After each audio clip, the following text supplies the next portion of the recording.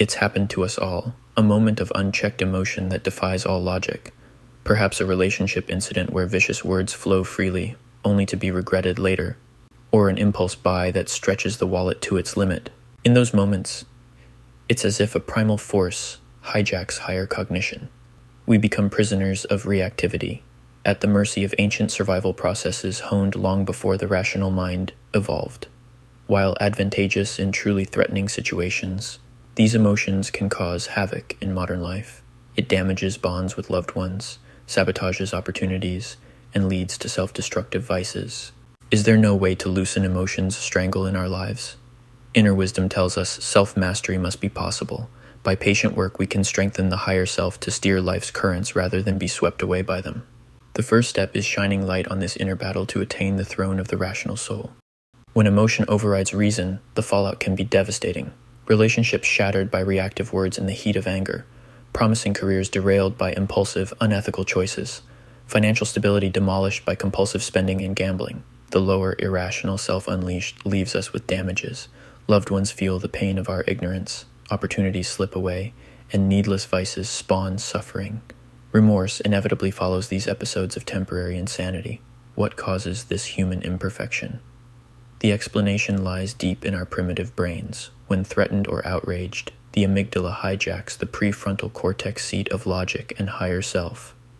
We are evolutionarily wired for lightning-fast responses to danger before conscious thought occurs.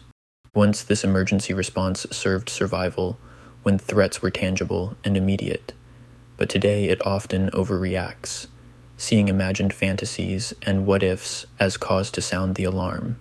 Fear and anger are useful when life is at stake, less so when navigating important obligations like life-changing decisions or large purchases.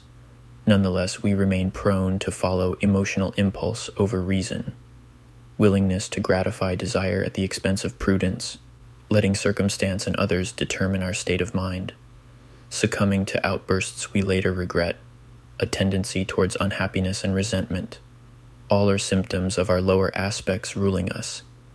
The costs accumulate in dysfunction and anguish until we commit to gaining self-mastery.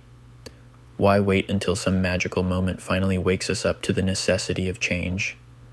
We can choose today to strengthen inner power and keep wisdom near. A first step is admitting the problem, taking accountability, and envisioning the heights of human potential. To understand this inner battle, we must examine the roots of human psychology. Ancient traditions spoke of higher and lower selves, the rational and irrational minds, the higher and lower soul, the Christos power within against the forces of the devil, like a rider and the horse or a sailor and the ocean, the rational harnessing the force of the other. The Greeks considered reason the essence of our humanity, but they also knew beasts of appetite and ignorance resided within. Achieving arete, or excellence, meant the higher self mastering the lower through wisdom and self-control. Arete was revered as the highest form of achievement an athlete, a hero, or any human could possibly attain. Those strong in character, physical ability, courage, or embodied noble virtues were said to possess arete. Recent understanding and research on the brain shine light on this duality within the human. The prefrontal cortex, our center of logic and will, often clashes with the amygdala, the emotional reactive core in the primitive brain. In prehistoric times, at the dawn of humanity, our species has evolved from the most primal form of brain, the brain stem, often known as the reptilian brain. It is known to manage autonomic bodily processes like organ function or breathing. From here, life emerged with another layer of brain stacked on the former, known as the limbic system, which controls emotion. And at last we saw the arrival of the neocortex. This new invention of evolution is found in primates and the most advanced of the line of all, the human. What this here implies is that emotion precedes rational thought. The three brains are built on one another: brainstem, limbic system, and the neocortex. Before a thought can reach the neocortex, it has already been funneled through the limbic system. We are creatures driven off emotion, whether we're conscious of it or not, for in anything we do there's some sort of trace of emotion that can be found. In history, tiny responses served our survival. When faced with mortal danger, pausing to contemplate would have meant extinction. While vital then, today this wiring often overreacts. perceiving exaggerated or even imagined threats as cause to override reason. Work politics provoke the same response as a predator in the jungle. An argument with a loved one enrages the mind into believing the relationship is at threat. Once the amygdala sounds the alarm, emotions surge. Fear, anger, jealousy, all can spike to extreme levels, drowning logic and taking away your mental power. We are primed by evolution to react first, reflect later. In these emotional states, the higher centers stand little chance. We become prisoners of ancient survival mechanisms formed before rationality developed. Extreme emotion sparks impulsive decisions based on primal impatience and self-interest. But the rational mind need not be cast out of its royal estate indefinitely. By understanding different solutions and forming an emotional intelligence with ourselves, we may slay the beast within and raise our rationality to the seat of the throne. Like Odysseus resisting the sirens, wisdom and intention can guide us through the chaos. While emotion may momentarily overwhelm logic, practical steps can strengthen our higher faculties over time, ways to diffuse reactivity and anchor in wisdom when inner chaos hits. Creating space around decisions is vital. Major choices made in emotionally charged states often lead to poor outcomes. When possible, build in time delays, even 24 hours, to allow feelings to settle before finalizing. Slow down reactions. Pause, breathe deeply, drink water. An immediate reaction or response is not always necessary. Like Abraham Lincoln, process your emotions. When frustrated or angry, he'd write down his feelings on paper or a letter. If they were meant to be sent, he'd wait before doing so to cool off, and what is found is that not all were ever sent. He found great therapy simply from just processing his feelings into words.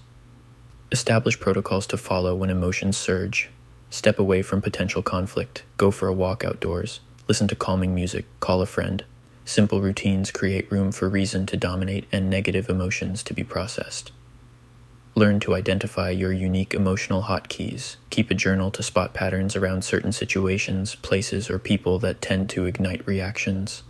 Become aware of what makes you vulnerable. Making the unconscious conscious illuminates hidden cues, which may have caused you much trouble. Before entering charged interactions, proactively shift your state of mind. Meditate to center equanimity. Do an exercise routine to burn nervous energy. Listen to music. Adjusting your mental and physical space decreases emotional volatility. The state we come in contact with anything determines the likely outcome of it. Change your state for better outcomes. Ultimately, we must increase everyday self-awareness around emotions. Note inner states throughout the day. Observe feelings, name them, then let them go. If we can give these intangibles substance, we can create more space between our higher and lower selves. Avoid exaggerating their presence or identifying with them. This builds emotional intelligence, understanding the transient, passing nature of negative states. With consistent practice, emotional reactivity gives way to equanimity. We respond to life with balance, allowing higher wisdom to resonate through.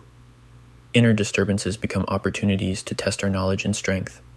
Each small act of self-mastery compounds, transforming the landscape within. And at last, we become one with what the ancients call the higher soul. To conquer oneself is the best and noblest victory. To be vanquished by one's own nature is the worst and most ignoble defeat. Plato.